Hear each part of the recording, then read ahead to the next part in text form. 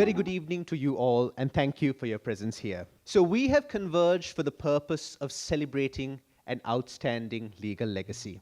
We've given focus to Sri Lanka, and that is seen in the unique setting, which is not often seen for the launch of a book. But we are surrounded by a panoramic view of Colombo, the capital of our island nation. And the individual whose legacy we celebrate is one who dedicated much of his time and service towards this island nation. He's no stranger to any of us here.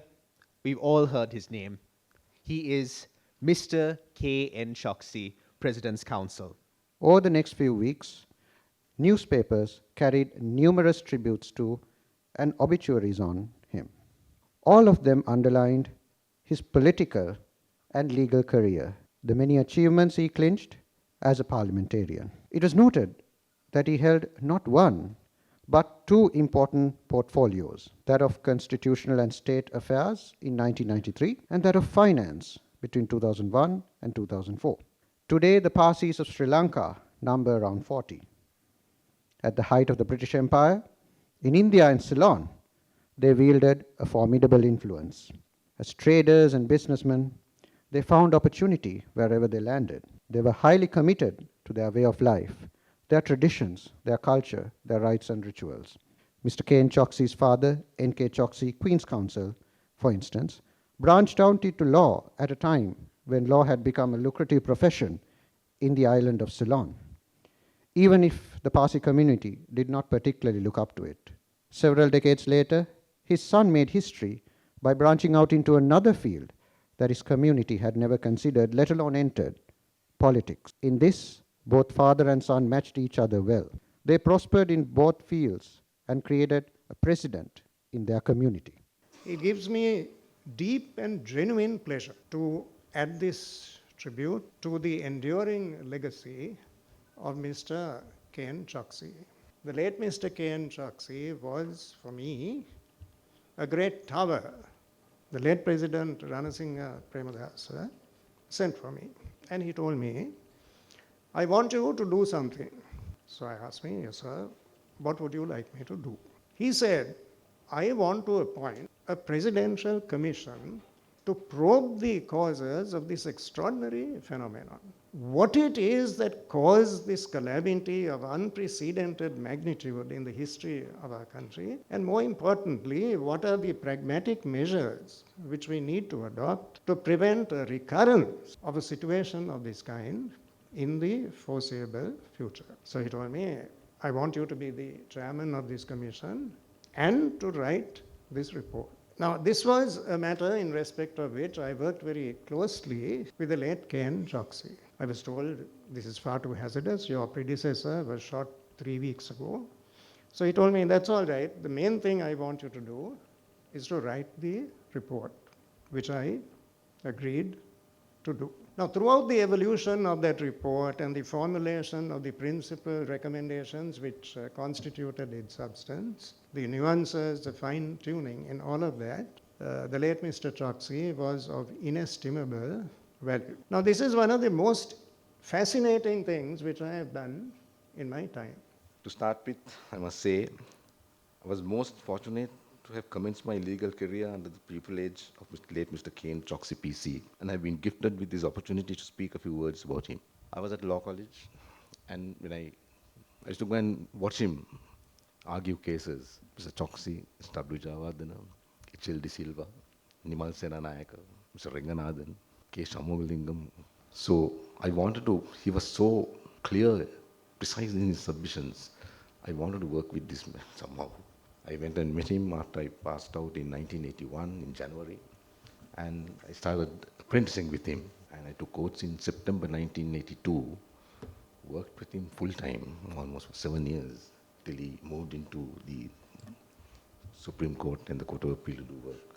Mr. Choksi led an exemplary life. As a boy, he was the head prefect of St. Thomas's Prep School College and a prefect of St. Thomas's Mount Lavinia, and he excelled in sports from an early age. But this was only the beginning of the greatness that was to follow. Mr. Choksi was called to the bar in the year 1958, which incidentally is 1 year before I was born. He was called to the inner bar in the year 1981, which was also the year in which I passed out as a lawyer, as I mentioned before. Mr. Choksi was an advocate par excellence, and his use of language as a tool, communication, was uniquely owned by not just his professionalism, but also his integrity. To those who know him, you would know that he never uttered a bad word about anyone and chose to remain silent rather than say anything negative about a person. අපේ රටේ ඉතිහාසයේ තාම කීර්තිමත් දීප්තිමත් අවංක දේශපාලන නායකත්වයක් ලබා දුන් කේන් චොක්සි මැතිතුමාගේ මුදල් අමාත්‍යාංශයේ නියෝජ්‍ය මුදල් අමාත්‍යවරයා ලෙස තාම ළඟින් දිනපතා දේශපාලන හා ව්‍යවස්ථාදායකයේ කාර්ය යෙදුණු කෙනෙක් ලෙස වචන කීපයක් එකතු කරන්න අවස්ථාව ලැබීම ගැන මම බෙහෙවින් සතුටු වෙනවා. මගේ දැනීමේ හා විශ්වාසයේ හැටියට රටක තාම වැදගත් වෙන අමාත්‍යාංශය මුදල් අමාත්‍යාංශය. ඒ නිසා විෂයානුබද්ධව කේන් චොක්සි මැතිතුමා ආර්ථික විද්‍යාව හා රාජ්‍ය මූල්‍ය කළමනාකරණය පිළිබඳ විශේෂඥයෙක් නොවුන ඔහු නීතිය පිළිබඳ ඉතා සුවිශේෂ දක්ෂතා කුසලතා හා නිර්මාණාත්මක හැකියාවන් සහිත විද්වතෙක් ලෙස ඔහුට තිබුණ පුදුම එවන් විද්වතුන් සමග පුළුල් සංවාදයක යෙදීමෙන් ඉතාම කෙටි කාලයක් තුළදී අවබෝධ කර ගැනීම. රනිල් වික්‍රමසිංහ අග්‍රාමාත්‍යවරයාගේ ප්‍රධානත්වයෙන් ඒ රජයේ ඍණ වූ ආර්ථිකය පිළිබඳ දරුණු අර්බුදය තුළ ඒ වගකීම බාර දුන්නා චොක්සි ඇමැතිතුමාට මුදල් අමාත්‍යවරයා වශයෙන්. මුදල් අමාත්‍යාංශයේ ලේකම් ධූරයට චරිත රත්වත්න මහතාත් මුදල් අමාත්‍යාංශයේ මේ දරුණු ආර්ථික අර්බුදය කළමනාකරණය කිරීම සඳහා ආර් පාස්කර්ලිග මහතාත් පයිස් මොහිදින් මහතාත් රෝස් කුරේ මැතිනියත් අමාත්‍යාංශයේ හිටි දක්ෂ නිලධාරී පිරිසක් එකතු කරගන්න පුළුවන්කම ලැබුණා. ආන්දරට කිසි දිනක චොක්සි ඇමැතිතුමා කාර්යාලයට පැමිණෙන්නේ නැහැ. එතුමා දීර්ඝ කාලයක් අධිකරණයට ගොහිල්ල පුරුදු වෙච්ච වෙලාවට මිසක් ලෝක බැංකුව වෙනවා කිව්වත් ආසියානු සංවර්ධන බැංකුව වෙනවා කිව්වත් පාන්දර ඇවිල්ලිවිල්ලා මීටින් එකකට සහභාගී වෙන්නේ නැහැ. සතිපතා භාණ්ඩාගාර බිල්පත් වෙන්දේසි 4ක් තියලා හොයාගන්න මුදලින් තමයි මේ රෝල යන්නේ.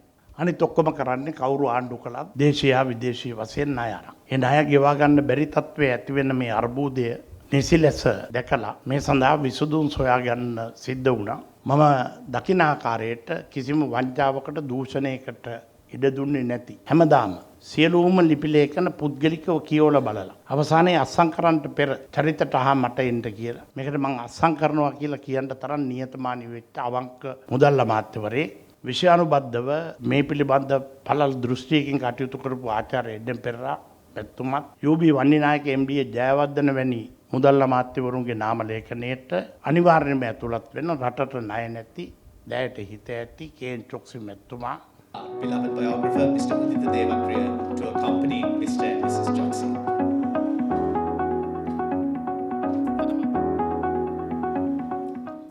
It is with great humility and profound gratitude that I stand before you today on behalf of my family to express our heartfelt thanks for your esteemed presence at this significant occasion. First and foremost, I would like to extend our profound appreciation to Mr. Udita Devapriya, the author of this biography. Mr. Devapriya is one of the foremost biographers of our time. Unfortunately, we miss the presence of former President Mahinda Rajapaksa, who couldn't make it due to unavoidable circumstances. We thank the leader of opposition and members of parliament who are with us here today.